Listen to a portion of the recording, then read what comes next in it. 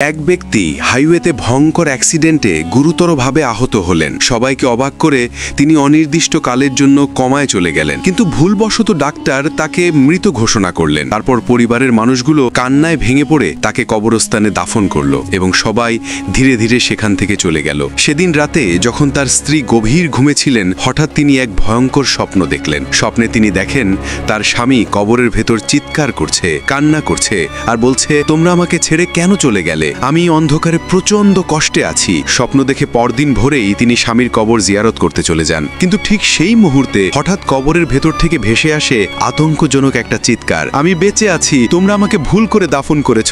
স্ত্রী ভয়ে চিৎকার করে কয়েকজন মানুষকে ডেকে আনলেন। তারা তৎক্ষণাৎ কবর খনন শুরু করলো। কবরের ভেতরে দৃশ্য দেখে সবাই হতবাক হয়ে গেল।